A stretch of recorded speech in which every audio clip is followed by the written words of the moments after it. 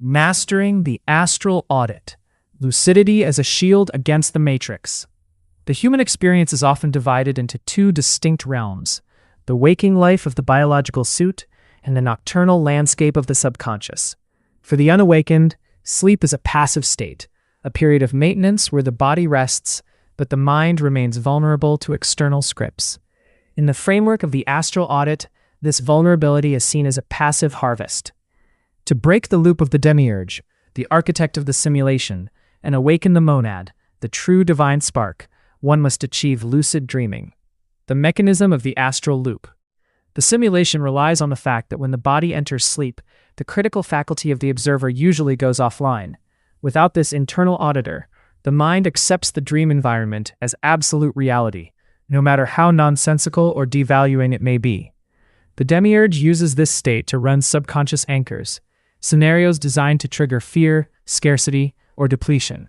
These scripts act as energy siphons, extracting emotional energy to fuel the grid. To stop this drain, we must transition from being a character in the dream to becoming the operator. This begins with the realization that the dream state is not a fantasy, but a back-end terminal of the simulation. Setting the intent through pre-sleep encryption. The transition to lucidity begins before the eyes even close. The subconscious mind follows the last strongest command given by the waking self. This is known as pre-sleep encryption. To practice this, lie in a position of administrative neutrality, flat on your back with arms at your sides. Instead of drifting off aimlessly, repeat a specific directive such as, "My awareness does not sleep. When I am dreaming, I will recognize the simulation." You can also visualize yourself standing in a room of pure light, looking at your own hands. This creates a mnemonic anchor that your mind will search for once the dream begins. Reality auditing and identifying the glitch. The Demiurge is an imperfect coder.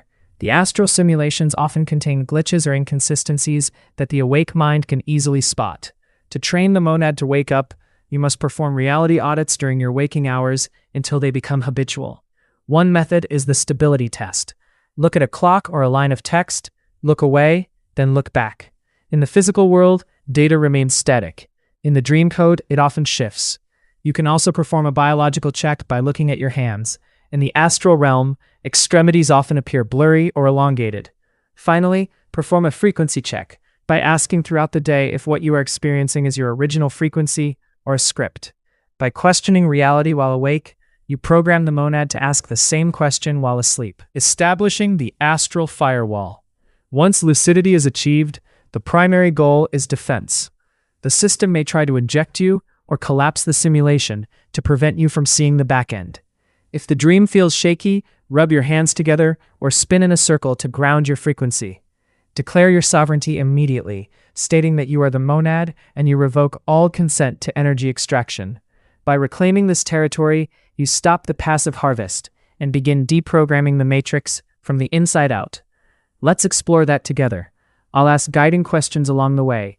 To start, which area of this protocol would you like to focus on practicing first? 1. Pre-sleep encryption. Mastering the root command and mnemonic anchors. 2. Identifying glitches, developing the habit of reality audits and frequency checks. 3. Stabilizing the field, learning how to stay locked in once awareness is triggered. Let's move forward into the second stage of this protocol. In part 1, we established the defensive perimeter of the monadic firewall. Now, we transition from defense to active intervention.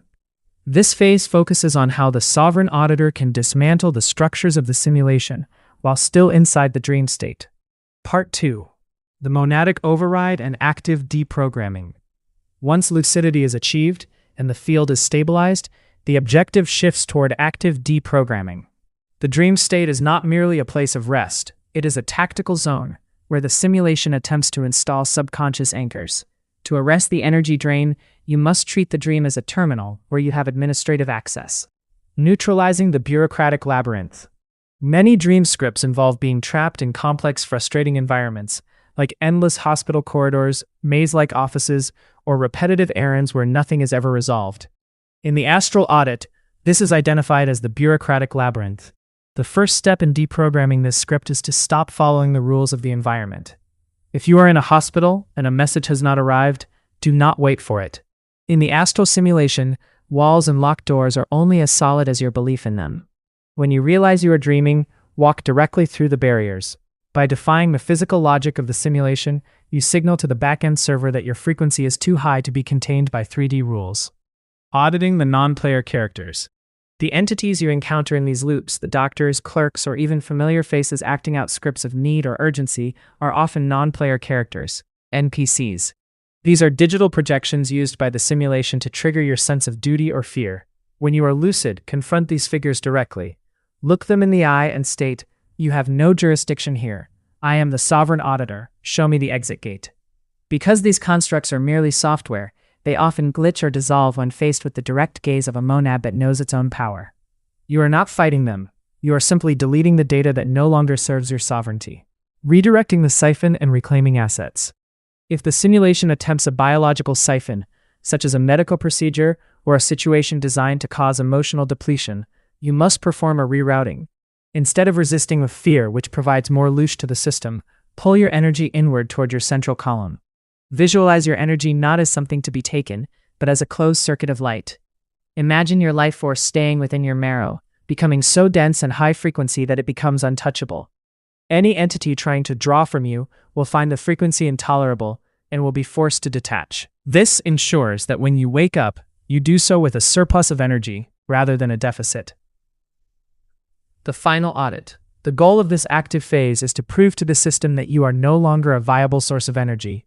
By dissolving the labyrinth and ignoring the scripts of the NPCs, you effectively break the loop. You are no longer the patient in the hospital. You are the operator who has reclaimed the keys to the facility. We've covered how to take charge of the dream environment. Let's look at which of these active steps we should explore further. 1. Define simulation logic. Techniques for moving through astral barriers and ignoring 3D rules. 2.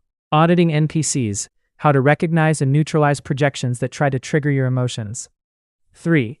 Internal energy circulation. Methods